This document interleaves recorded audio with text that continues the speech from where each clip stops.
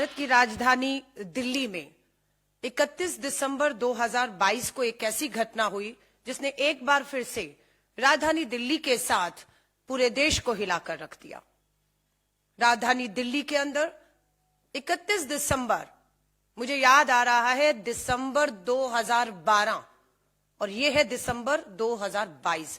एक दशक पहले राजधानी दिल्ली को टाइटल दिया गया था rape capital of India, crime capital of India. जिन्होंने ये टाइटल दिया था वो दोनों राजनीतिक दल उस समय विपक्ष और सड़कों पर थे। आज वही दोनों राजनीतिक दल भारतीय जनता पार्टी और आम आदमी पार्टी आज सत्ता में है। इस पूरे एक दशक में जो टाइटल था रेप कैपिटल ऑफ इंडिया का, इन्हीं लोगों का दिया हुआ आज भी बरकरार है। घटना होती है मंगोलपुरी इलाका,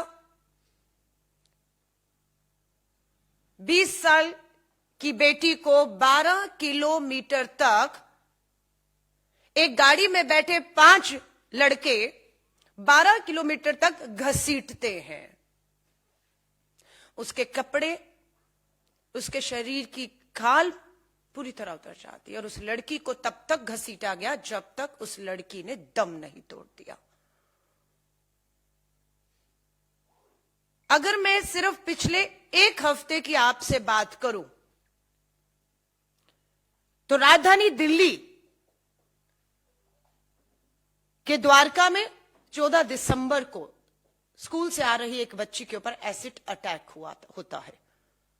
दावा किया जाता है कि दिल्ली में पुलिस सतर्क है और एसिड की, तेजाब की खुली बिक्री बंद है, लेकिन इन दोनों दावों की पोल खुली जब द्वारका में एक स्कूल से आती बच्ची के ऊपर एसिड फेंका जाता है। और अभी पता लगा 31 दिसंबर को पांडव नगर में भी एक लड़की को कार में खींचकर उसके ऊपर एसिड डाला गया। यह राजधानी दिल्ली के पांडव नगर की खबर है। और आज ही जब मैं आपसे बात कर रही हूं, आदर्श नगर दिल्ली से ही एक और सीसीटीवी फुटेज सामने आता है कि आदर्श नगर में एक लड़के ने एक लड़की को चाकुओं से गोद डाला है। यह राजधानी दिल्ली है। मैं वापस आती हूं मंगोलपुरी की इस खबर पर। पुलिस पर दबाव है। क्यों पुलिस लगातार इस मामले को कमजोर कर रही है? दिल्ली पुलिस पर दबाव क्या है वो इस पोस्टर में आपको साफ दिखेगा। क्या यह सच है या नहीं कि 5 अपराधी जिन्होंने उस अपराध को अंजाम दिया, 12 किलोमीटर तक बेटी को घसीटा, उन 5 में एक आरोपी का नाम मनोज मित्तल है। कौन है मनोज मित्तल? ये मनोज मित्तल भाजपा का मंगोलपुरी वार्ड नंबर 42 का सह संयोजक है। भाजपा के दबाव में दिल्ली पुलिस भाजपा के इस नेता को बचाने के लिए मामले को लगातार कमजोर करने की कोशिश कर रही है। ये हमारा सीधा आरोप है। एक लड़की जिसका नाम निधि है, दिल्ली पुलिस मीडिया के सामने अचानक उस लड़की को वारदात के 3 दिन के बाद लाती और बयान दिलवाती है। बयान से साफ समझ आता है कि दिल्ली पुलिस अपनी छवि को बचाने के लिए, भाजपा के नेता को बचाने के लिए निधि को आगे करके इस तरह के बयान दिलवा रही है कि पूरी तरह से मृत पीड़िता का चरित्र हनन हो रहा है। सवाल जो अपराध हुआ उस पे नहीं, अपराधियों पर नहीं, मृतक पीड़िता पर उठाए जा रहे हैं। परिवारजन बोले, हमें नहीं पता कौन है यह निधि जिसे दिल्ली पुलिस का सबके सामने लाकर सीधा सीधा पीड़िता का चरित्र हनन कर रही है। राजधानी दिल्ली लगातार शर्मसार हो रही है। कौन लोग जिम्मेदार हैं? किनकी जवाबदेही बनती है? जिनकी जिम्मेदारी निर्भया के समय 2012 में थी, किसका इस्तीफा मांगा था? दिल्ली की मुख्यमंत्री का मांगा था। तो आज 2022 दिसंबर में अगर ये वारदात होती है तो आज दिल्ली के मुख्यमंत्री को इस्तीफा देना चाहिए या नहीं, अपनी जिम्मेदारी के तहत। उस समय देश के प्रधानमंत्री डॉक्टर मनमोहन सिंह जी का इस्तीफा मांगा गया था, देश के गृह मंत्री का इस्तीफा मांगा गया था, पुलिस कमिश्नर का इस्तीफा मांगा गया था, और उस समय जो सड़कों पर थे आज वो सत्ता में है, लेकिन ना वो इस्तीफा मांग रहे हैं ना वो दे रहे हैं। वो सिर्फ पीड़िता को बदनाम करने का, अपराधियों को, भाजपा के नेताओं को बचाने का काम कर रहे हैं। ये पहली बार नहीं हो रहा। उत्तराखंड की अंकिता भंडारी को भी मत भूलिएगा, भाजपा का नेता शामिल था, इसलिए अंकिता भंडारी के मामले में को दबाने की, भाजपा के नेता को उसके रिजॉर्ट में हुई इस जघन्य अपराध को ढकने की भाजपा ने कोशिश की। आज भाजपा मात्र इसलिए खामोश है क्योंकि उनका नेता इसमें शामिल है। दिल्ली पुलिस मात्र अपनी छवि को बचाने के लिए, क्योंकि 12 किलोमीटर तक जब बेटी को गाड़ी के नीचे घसीटा जा रहा था, तब दिल्ली पुलिस की दावा है हर 2 किलोमीटर पे पीसीआर वैन खड़ी थी, लेकिन एक भी पीसीआर वैन, वो जो घटना हो रही थी 12 किलोमीटर तक, किसी की नजर में नहीं आई। चश्मदीद अगर कहता है कि 20 कॉल उसने पीसीआर कॉल्स की, लेकिन जब वो वारदात हो रही थी, उसे अंजाम दिया जा रहा था, तब तक दिल्ली पुलिस का अता पता नहीं था। और वहीं हम देखते हैं कि दिल्ली पुलिस नववर्ष की जो तैयारियां चल रही थी उसको लेकर अपनी मुस्तैदी, सतर्कता और कार्रवाई को लेकर अपने दावे पेश कर रही थी। लेकिन इस घटना ने पूरी तरह से केंद्र सरकार, दिल्ली पुलिस, दिल्ली सरकार, दिल्ली के मुख्यमंत्री और एलजी साहब, जो मात्र केंद्र के हाथों की एक कठपुतली है, उनके आदेशों का मात्र पालन करने के लिए एलजी बैठे हैं। उसके अलावा हमें नहीं लगता दिल्ली की इसी तरह की किसी भी घटना से उनका कोई लेन देन है। कहीं चाकुओं से गोदा जा रहा है, कहीं एसिड से जो है हमला किया जा रहा है, और कहीं हमारी बेटियों को गाड़ियों के नीचे रौंद के उन्हें उनके दम तोड़ने तक उनको जो है खींचा जाता है। और दिल्ली पुलिस, भाजपा पूरी तरह से चरित्रहीन। हमारा यह मानना है, भारतीय राष्ट्रीय कांग्रेस का, पहले राकेश अस्थाना जी गुजरात काडर से रहे, दिल्ली से वाकिफ नहीं थे, उन्हें कमिश्नर बनाया गया, जिसका खामियाजा किसी और को नहीं, दिल्ली को भुगतना पड़ता है। उसके बाद संजय अरोड़ा जी दिल्ली काडर से नहीं, तमिलनाडु काडर से आते हैं, दिल्ली के चप्पे चप्पे से वो भी वाकिफ नहीं है। दिल्ली को एक ऐसा पुलिस कमिश्नर या अधिकारी चाहिए जो दिल्ली के चप्पे चप्पे को, दिल्ली की नस को, एक एक अपराधी को, उसकी अपराधी प्रवृत्ति को ठीक से जानता हो, और उस पर एक पूरी तरह से कार्रवाई करने का एक पूरा प्लान बनाकर उसको, हमारी जो राजधानी दिल्ली है, उसे क्राइम मुक्त कर सके। लेकिन दुख की बात है कि ऐसा होता हुआ दिख नहीं रहा। 31 दिसंबर 2022 की यह घटना, और आज मैं आपसे 4 जनवरी 2023 में बात कर रही हूं। 4 दिन बीत जाने के बावजूद भी परिवार से शुरू में मीडिया से सीधे बात नहीं करने दी। हमारी भारतीय राष्ट्रीय महिला कांग्रेस की राष्ट्रीय अध्यक्ष और महिला हमारी जो नेता हैं, जाकर परिवार से उन्होंने भी मिलने की कोशिश की, बिल्कुल भी परिवार से नहीं मिलने दिया गया। सच्चाई क्या है वो नहीं आने दी गई सामने। और पुलिस के अधिकारी जो डीसीपी वहां के रहे, उनके बयान घटना के कुछ घंटों के बाद क्लीन चिट देते हुए दिखे अपराधियों को, बिना अपराधियों के पकड़ में आए, बिना उनकी जांच हुए मेडिकल, ये कह दिया गया कि वो नशे में थे ही नहीं। बिना बेटी के पोस्टमार्टम की रिपोर्ट आए बिना पुलिस ने क्लीन चिट दे दी कि बेटी के साथ किसी तरह का कोई अपराध हुआ ही नहीं। लेकिन परिवार को लगातार लगता रहा कि बेटी के साथ कुछ अपराध हुआ है, इसकी जांच होनी चाहिए, निष्पक्षता से होनी चाहिए। सवालिया निशान एक बार फिर खड़ा होता है दिल्ली की पुलिस की साख पर, उनके दावों पर, जिसकी पोल एक के बाद एक अपराध जो है वो खोल रहा है। और देश के गृह मंत्रालय से मैं कहना चाहूंगी, देश के गृह मंत्री से मैं कहना चाहूंगी, लाल किले की प्राचीर से बेटी बचाओ का नारा देने वाले हमारे प्रधानमंत्री जी से कहना चाहूंगी, एक दशक कम नहीं होता है। निर्भया का मामला सड़कों पर उठाकर, इस्तीफे मांगकर आप सत्ता में आए हैं, और आज एक दशक के बाद हालात बेहतर नहीं बदतर हो रहे हैं। बेटियां पूरी तरह से राजधानी दिल्ली में असुरक्षित हैं, अपराधियों के हौसले बुलंद हैं। पुलिस या सत्ताधारी नेता पूरी तरह से अपराधियों को बचाने के लिए खड़े हुए राजधानी दिल्ली हो या देश के कोनों तक में दिख रहे हैं।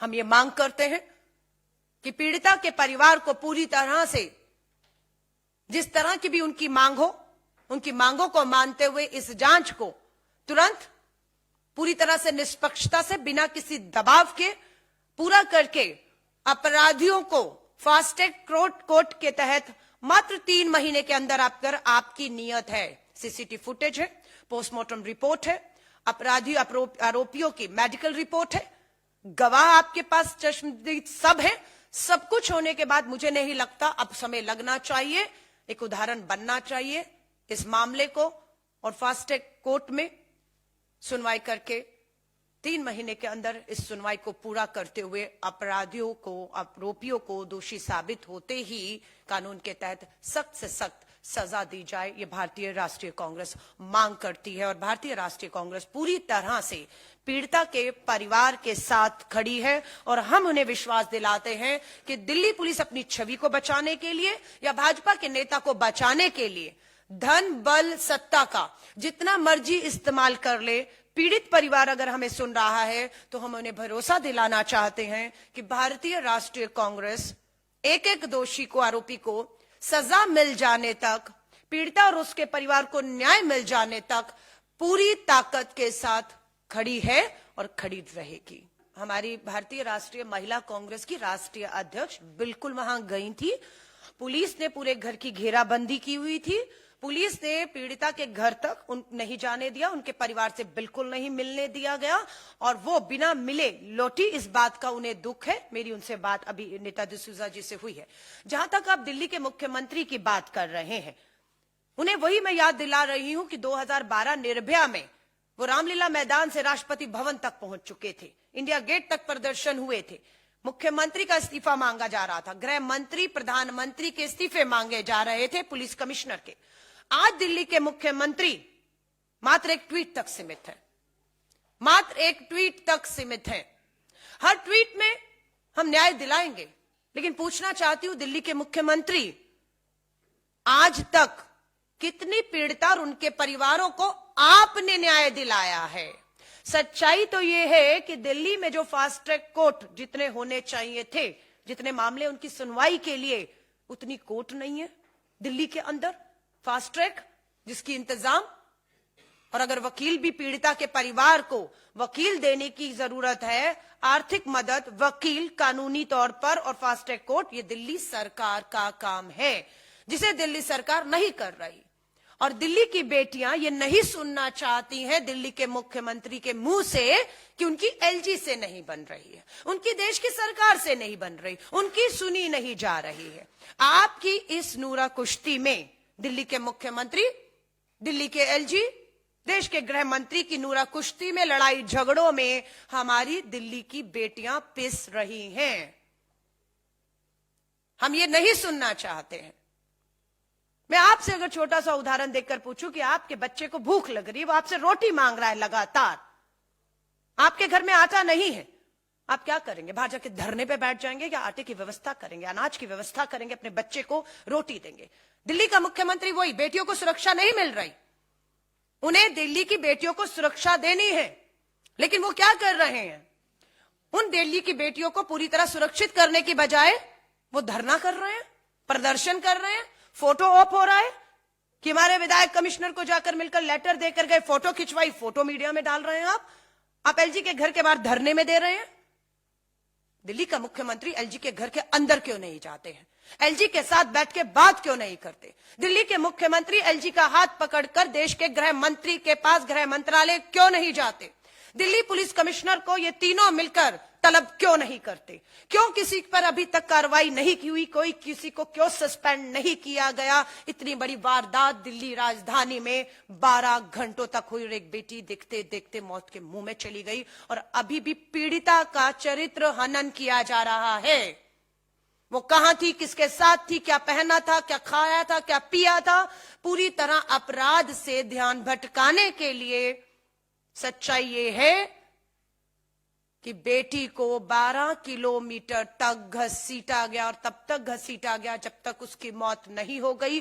और 5 के 5 आरोपी जो उस गाड़ी में थे, उन्हें इस बात की पूरी तरह पता था कि गाड़ी के नीचे 12 किलोमीटर तक एक एक इंसान जो है वो घसीटा जा रहा है, उसकी मौत होती है, उसके बाद उसको वहां से छुड़ाकर वो सुरक्षित अपनी गाड़ी को और अपने आप को एक स्थान पर पहुंचा देते हैं। और उसके बाद दिल्ली पुलिस का एक शर्मनाक गैर जिम्मेदाराना खेल शुरू होता है भाजपा के उस नेता को और अपनी छवि को बचाने के लिए, जो बिल्कुल निंदनीय, जिसे बर्दाश्त नहीं किया जाएगा। देखिए, उन्होंने हमें घेरा था इसलिए हम उन्हें घेरेंगे, ऐसा बिल्कुल भी नहीं है। अपराध उस समय भी हुआ, सड़कों पर विपक्ष ने निकलकर उस समय भी अपना धर्म निभाया था और सत्ता में बैठी कांग्रेस ने अपना धर्म निभाया था। निर्भया को अच्छे से अच्छा इलाज मिले, विदेश भेजकर उसका इलाज करा के उसकी जान को बचाने की अंतिम तक कोशिश की गई। पीड़िता के परिवार को बड़े से बड़ी कानूनी मदद, आर्थिक मदद दी गई, उनका हौसला बढ़ाया गया। श्रीमती सोनिया गांधी जी, प्रधानमंत्री, गृह मंत्री, मुख्यमंत्री शीला दीक्षित जी पीड़िता के परिवार के साथ खड़े थी। आज कोई दिख रहा है आपको खड़े हुए? अपराधियों के साथ खड़े दिख रहे हैं, पीड़िता का चरित्र हनन करते हुए दिख रहे हैं। हम इसलिए नहीं इस लड़ाई को लड़ रहे कि वो हमारी सरकार के समय खड़े थे, हम भी खड़े होंगे। नहीं, वो नहीं भी खड़े हुए होते तब भी ये मामला राजधानी दिल्ली का है, राजधानी दिल्ली की बेटियों का है, जहां पर देश चल रहा है, सरकारें बैठी हैं, प्रधानमंत्री, गृह मंत्री, पूरा देश यहां से चल रहा है। और यहां पर अगर बेटियां सुरक्षित नहीं है, एक दशक के बाद भी, निर्भया के बाद भी, तो ये गंभीर चिंता का विषय है, चिंतित होना होगा। सबसे बड़ी बात है, देश की महिला बाल विकास मंत्री का महिलाओं की सुरक्षा से कोई लेन देन नहीं है। उनको सिर्फ श्री राहुल गांधी जी पर हमला करने का विभाग सौंपा गया, उनका काम सिर्फ वही है। और दिल्ली की अगर मैं बात करूं, दुर्भाग्य है 8 महिला विधायक होने के बावजूद भी, सक्षम महिला विधायक हैं, एक भी महिला मंत्री, महिला बाल विभाग मंत्री भी एक पुरुष के अधीन चलाना अरविंद केजरीवाल जी की क्या मजबूरी है, मैं नहीं समझ पा रही हूं। सो ये दोनों की गंभीरता दिखाता है कि महिलाओं को लेकर, उनकी सुरक्षा को लेकर दोनों सरकारें, भाजपा और आम आदमी पार्टी, कितनी गंभीर है, यहीं से दिखता है।